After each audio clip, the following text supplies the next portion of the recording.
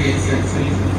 So when we say right eye shows neovascularization of the disc, also mention the area like in which quadrant and how much this diameter it involved, and macular involvement many will just mention about any macular edema present or not, or if any there are hard exudates near the macula. So, like how many is diameter away, if there is any center involving the diabetic macular edema, non-center involving. Those center involving and non-center involving are OCD classification. And the next slide, when you make the diagnosis, so just wanted to know like right eye high risk and left eye you have not mentioned any risk, high risk. So why high risk and why not high risk in left eye? In right eye there is minimal macular edema is present, so I prefer high risk, and also more hard exudate is present in the right eye. What are the EPDRS criteria for the high risk? You list any? There are three criteria. One is any NVD or any NV which is associated with retinal or DrSureshKPandey, and another is any NVD is greater than 1/3 or 1/4 of the size of the pupils, and any NV which is associated with more than one of this diameter size for the negative. So that's why EPDRS is given this classification to define into high risk, and as Dr. Yogesh sir mentioned regarding the high risk criteria. So when we describe the neovascularization on the disc and elsewhere, also mention the like how much disc diameter, so we can get to know the risk whether it falls into the high risk or not. Because then our management changes, because we need to know that how urgent is the management, the patient regarding the patient counseling, that is required. Yeah, go ahead. On treatment basis and management, first we will systemic glycemic control. We will optimize the glycemic to target of HbA1c 7% is achievable. If you will take comorbidities, reviews and treat the hypertension and dyslipidemia. But patient was not on hypertension and dyslipidemia. Coordinate with the primary care and endocrinology for the medication and adjustment and lifestyle intervention. Firstly, if the patient is on diabetic or hyperglycemic, more hyperglycemic, first we have to control the diabetic and lifestyle modification is one key important. Ocular treatment, we have been anti-visual and vitrectomy is done. If it is in severe cases, plan for, in this case, we will plan for the OCK and FFA, initiate with the pan-retinal photocoagulation, PRP for PDR, consider the intravitreal anti-VEGF therapy for the neovascularization or macular edema, and go for the anti-VEGF, and after that PRP.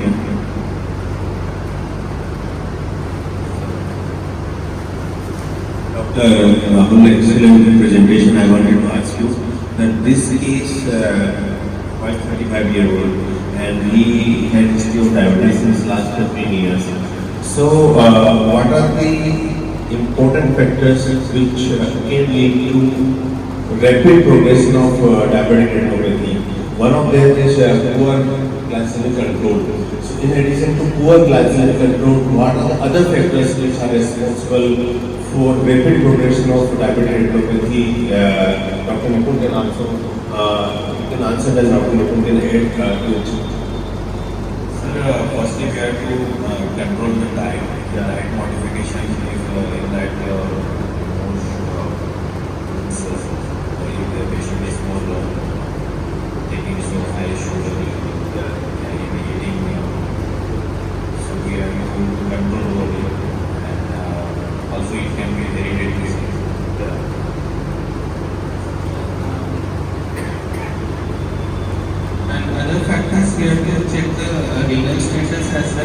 the lipid profile as well.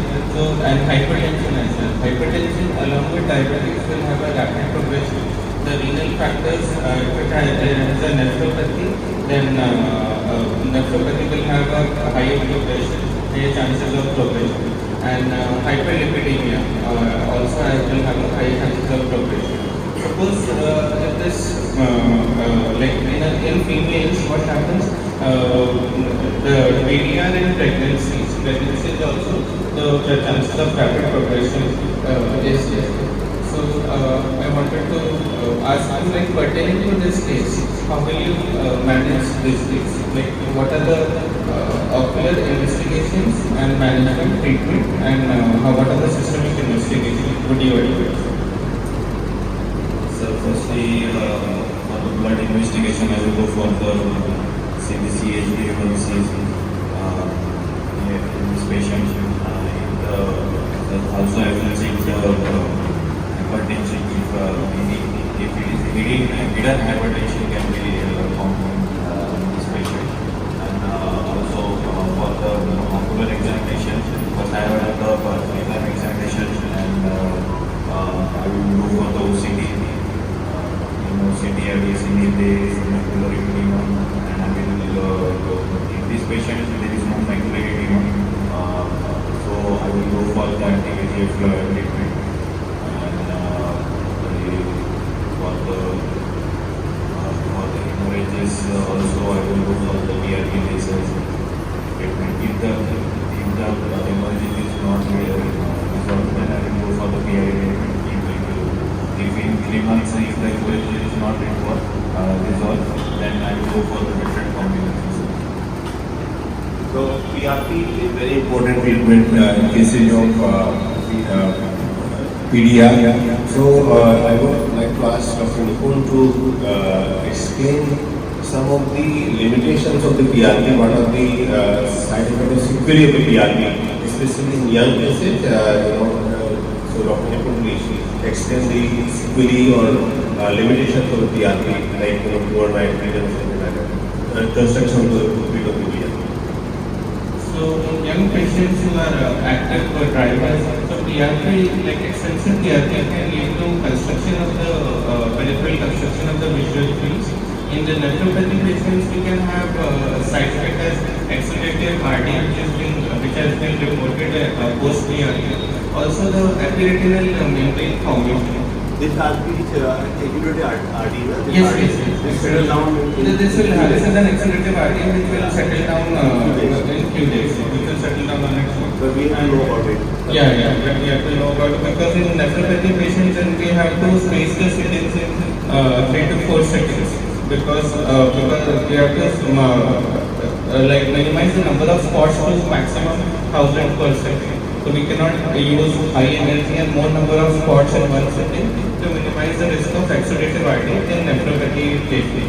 And chances of ERM, epiretinal membrane formation, also reactionary macular edema. So when there is PDR with center involving diabetic macular edema, so the space between the anti-VEGF injection and the BRP should be less.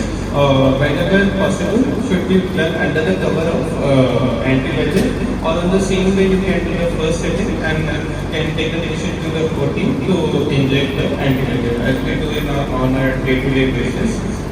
So these are the risk factors.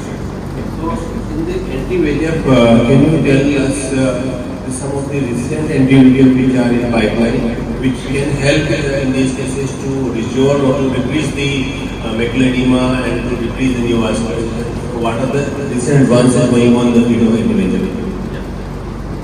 The recent advances which are going on the field of anti-VEGF are this Proliferative, which has come, which has a strong bright effect.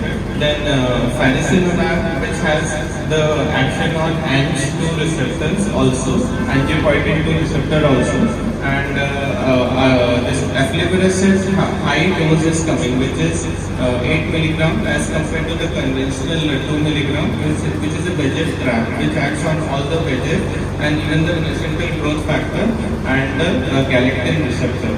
And this one more is in the pipeline, which is called Ophthalmology, which is SuVi, which is the trials are going on. So which is also a new anti-VEGF, SuVi, which will help in evaluating the diabetic retinopathy